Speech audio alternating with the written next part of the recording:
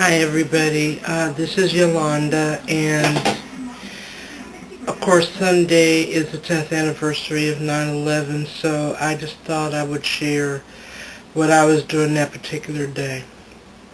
Now, at the time I was living in Vallejo, California, with my mother and my sisters Sheila, Zelma, and Kimberly, and Matthew and Mark were sort of scattered to the four winds at that time, but I remember we were asleep. In California time it was around 6ish, and my Aunt Zelma gave us a call from San Francisco, and she told us to turn on the news. She said the World Trade Center is on fire. So, we all got up and we turned on the TV. And to this day, I don't remember what channel that we were watching at the time. All I know is that we turned on the TV and we saw the World Trade Center on fire. We were just baffled.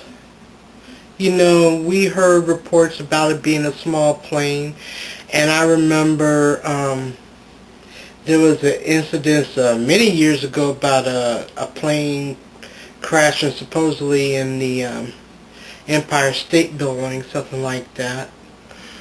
And we're sitting there watching and getting all this news, and we saw the second plane hit the second tower of the World Trade Center, and we were just in shock. We just started crying. We were just really, really shocked. I mean, we were beyond horrified. I don't think there was any words that described how we felt or how we still feel about that. It was just horrible. It was just horrifying. And we watched throughout the day,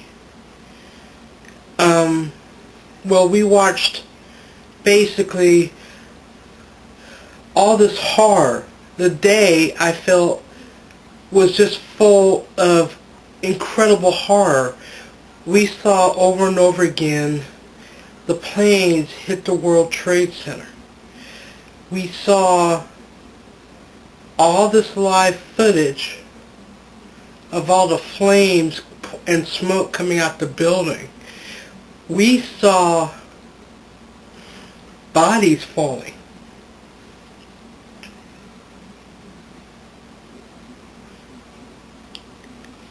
We saw the World Trade Center fall. We heard about the third plane hitting the Pentagon. We heard about the fourth plane smashing to the ground in Pennsylvania. And I just remember we were just watching the TV. We were watching all those people covered in ashes and everything. It was just so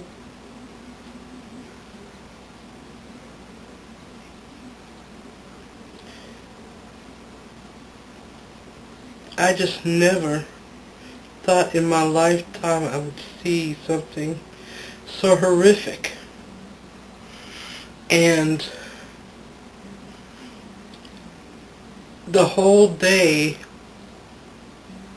we were just pretty much glued to the TV. We were watching all these news reports and everything, all of this about what had started to slowly develop, that we found out now what was behind it, that the planes were hijacked, that these people deliberately smashed these planes into buildings. And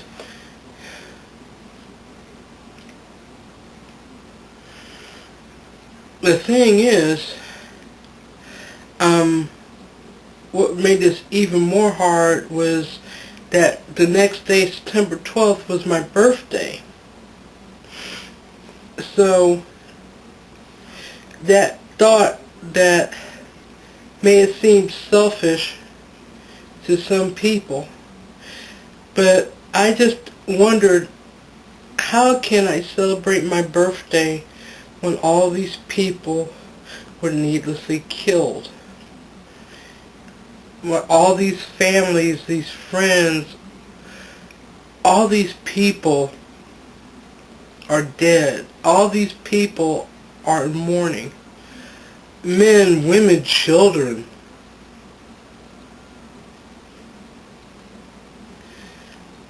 I don't even remember if we even ate anything that day. I don't remember anything other than what we saw on TV.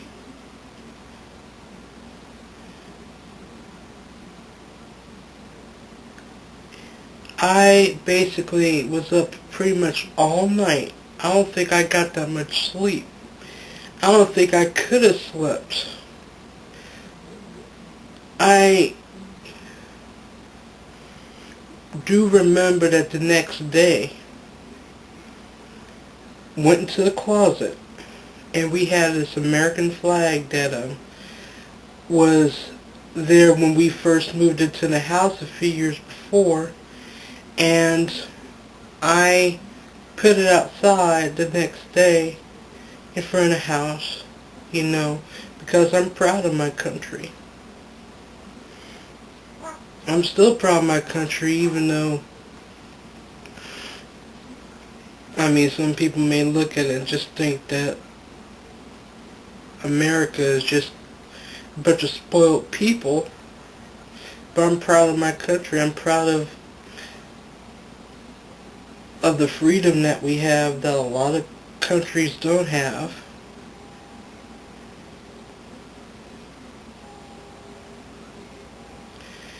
And the thing at the time was that my brother Mark was living in Newport News, Virginia. He was in the military. We thought that he was going to be shipped out. So it was decided a few days after September 11th that me and my mom, my sister and a couple of family members, we would drive down to Newport News, Virginia. So we rented a car and we went down there. We spent time with Mark and his then wife, April, and the kids.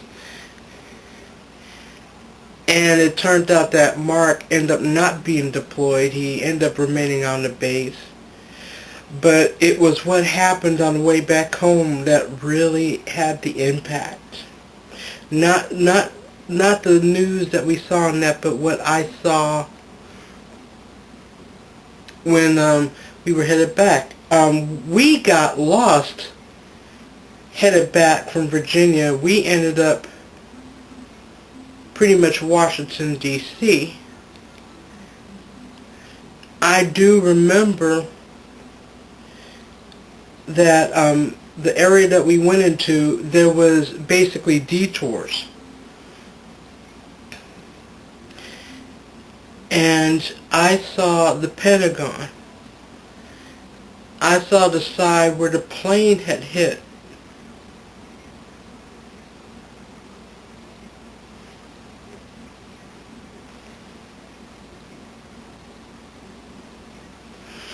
I just thought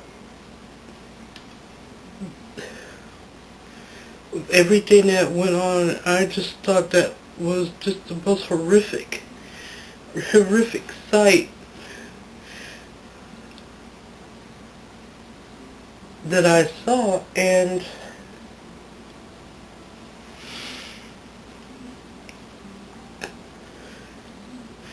everybody in the car was just beyond shock. Everybody was crying. In my mind, I just thought,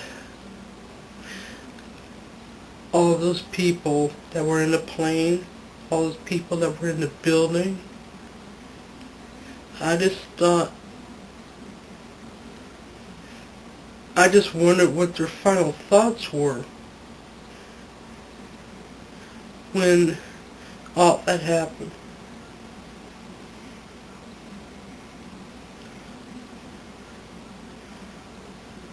So, here it is just 10 years later.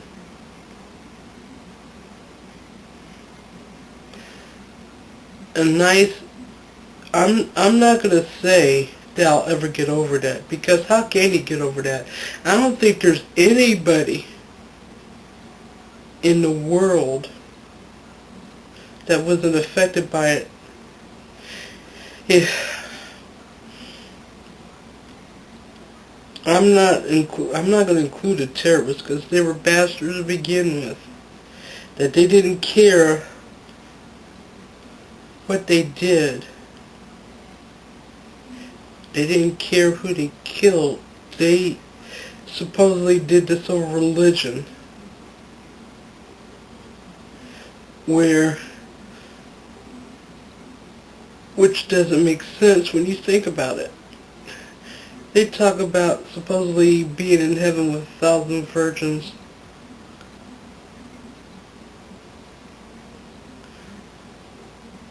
Which is pointless.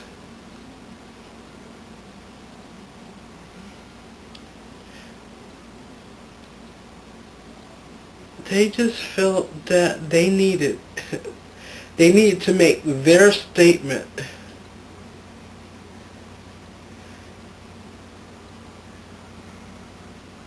They just felt that apparently in their minds what they were doing, hijacking the plane, slamming into buildings, slamming it into the ground, doing all this was supposed to be for their greater good.